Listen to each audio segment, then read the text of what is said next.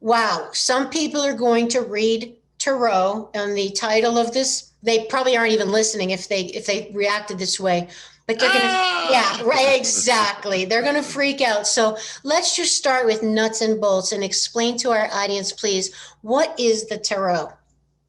Oh, is that it? Yeah, right. Exactly. Thank you for asking that. Uh-huh. You know, because people have these incredible woo-woo ideas about it. Tarot is kind of a fortune-telling thing. It's very out there. You have to be psychic to do it and all the rest. And that's not the way I look at the cards or a deck. Voyager is number one. It's modern. It's 21st century, so it's not a lot of these old symbols. You see, if you pick up a classic traditional old tarot deck, you see swords and people stabbed and blood, and you see the devil and a lot of the imagery that freaks me out. And that's really not it. That's the old world. It's the 21st century, and I treat it as not fortune telling, but as fortune creation. So the cards, the entire deck is a roadmap. It's a roadmap of wholeness, of who we are and how we're meant to live.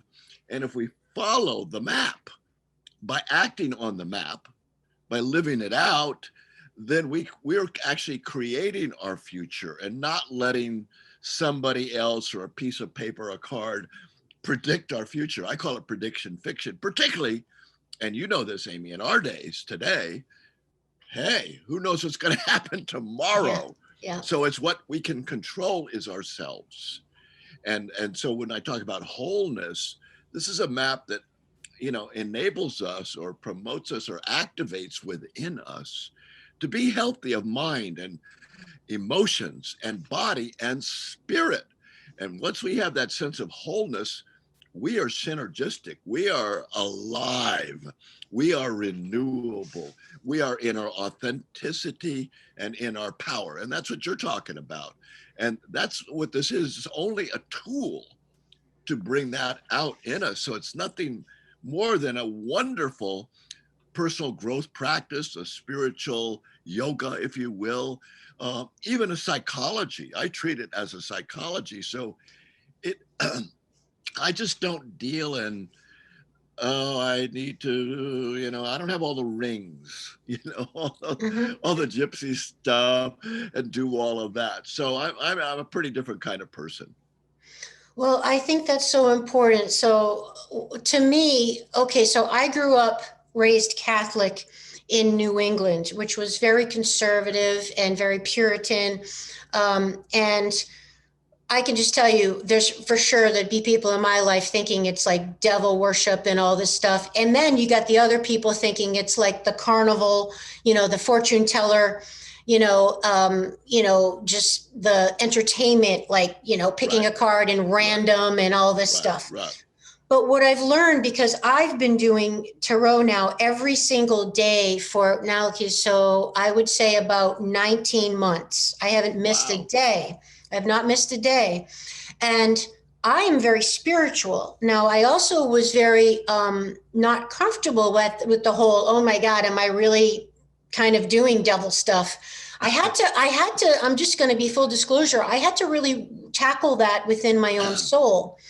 And what I did was I just proceeded with the intention of trying to unearth love and truth in my life and in life, and to broaden my concept of what truth really is. And coming into the place in my life now that I'm going to be actually 53 in about 2-3 weeks. Oh, And yeah, crazy. It's a big time. And you can tell me about what's coming for me, by the way. oh But yeah, right. but yeah, but I really had to come to the place where I had a midlife crisis and had to really consider my beliefs and where they came from and what is true and where my sources of truth came from. And to me, what you've taught me in my study of tarot for the past 18 months intensely is tarot is exactly what you said. It's a vehicle, it's a system, it's a tool we can use to access our subconscious.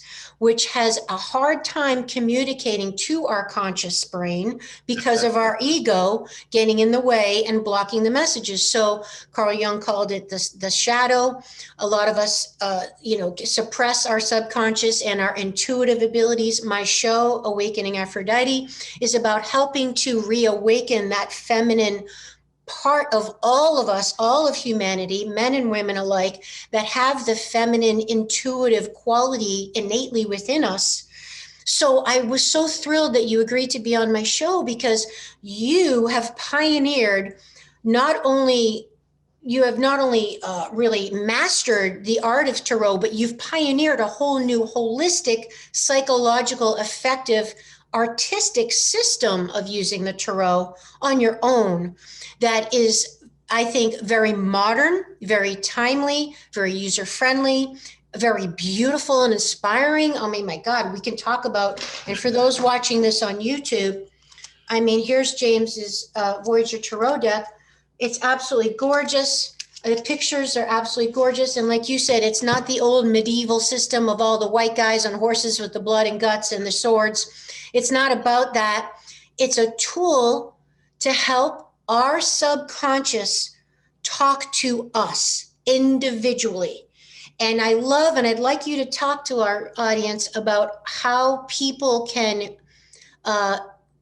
individualize it and subjectify it to be a tool for their own tuition. Meaning, the meaning of the card is not necessarily what James Wanless says that card means, or even like, what's it, Beatrix Quintana? Is that her name? Oh, really? Yeah. Yeah, the one that did the Rider Tarot, the famous Rider Tarot deck. This one here. Yeah. Okay, so it's not necessarily like, let's say I get the High Priestess, which is the two, right? It's not necessarily what Beatrix says the interpretation of the card is, or even what James want. It's me, Amy Fournier, getting to know what the priestess is to me and what that means to me on that time of my life as a tool to awaken my own self-awareness. And that's why I love the tarot. And that's why I don't think it's devil worship. That's why I think it's a powerful tool for us to elevate our spiritual lives.